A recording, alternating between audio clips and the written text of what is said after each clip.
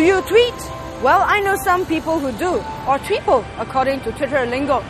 Well, what with the Aware EGM being updated live via Twitter, making one of the top trending topics on Twitter itself, let's find out what's making netizens here at Twitter with excitement. Usually, probably I just send out maybe about less than 10 tweets a day. At the Aware EGM, I counted, I sent out about 60 plus tweets because almost every 10 minutes I was just sending out one tweet to actually update people what I see and what I heard.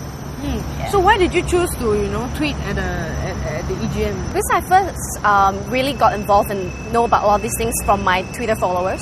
So I saw a lot of people tweeting about it and getting a bit upset about what happened. It interests me, and I knew that a lot of people will want to find out live on the spot what's happening. So I decided to take pictures, and with the iPhone, I was interested to just really max out the usage. The point came where I started, tweeting quite compulsively. I just really felt privileged to be in there while my friends were away, Brisbane and New York, and really wanted to know. But it wasn't just my friends. Complete strangers started retweeting. There were very interesting scenes and things that you can hear. Like, for example, you see the feminist mentor, Kyu Soo-min, actually going up there and giving her speech, and it was quite dramatic. So when I take a picture and post it up, or when I saw Irene Nan speaking, I took a picture and posted up, a lot of people were actually interested to actually see for themselves, and they were glad because it made them feel that they were there on the spot to listen to it. How do you feel when you were posting things live like this? Because it's quite different from just posting, I guess, about just everyday life. I actually feel really excited. At the end of the day, I feel like I actually did my little part as a mini journalist, sort of. And I feel actually a great sense of satisfaction because I have people replying to me, thanking me for the tweets that make them feel like they're getting the first-hand information. And when I tweet, I try to be a little bit more responsible. I try not to sensationalize things too much.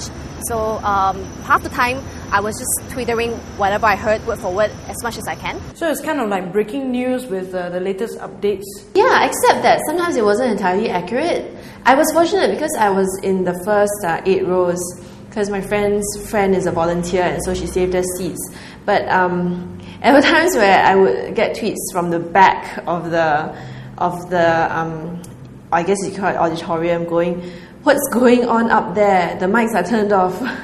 And then I'd be tweeting from the front of the auditorium to someone at the back. What do you mean by sometimes the tweets are not entirely true? Oh, because you condense them so much. So in the midst of condensing the information, some detail gets lost. And what happened was that after everyone voted on the vote of no confidence, there was another motion put forward to dismiss to postpone the rest of the points on the agenda. And then the whole debate raged about whether they could do that by a show of hands, whether people could vote to postpone the rest of the points with a show of hands. But I think there were 1 or 2 tweets in the feed that said, "No confidence supporters vote for open ballot." So that kind of rubbished up the big picture. What do you think about this downside, that sometimes the ease of the use of Twitter may mean that people can also disseminate misinformation just as easily? I guess we might be giving rise to a more discerning audience. People who are used to social media being user-generated, and people who know better than to take entirely at face value what they read without any supporting, backing information to it. I actually was quite... It was a strange experience seeing... I would tweet something like the infamous "shut up and sit down" moment, and then a few seconds later, someone else would tweet the same thing, and so on. So with 4 or 5 people in the auditorium corroborating the same incident, it became more, like fact. But if I were tweeting an opinion, for instance, such as "I sense a lynch mob forming," I would be careful to preface it with "I sense," because I wouldn't want people outside auditorium to panic, like, "Oh no, is there truly a lynch mob going on in there? Is there violence?" So yeah, the audience becomes more discerning, and hopefully, the content generators, which are just, audience members themselves, develop their own sort of filters and safeguards against misinformation.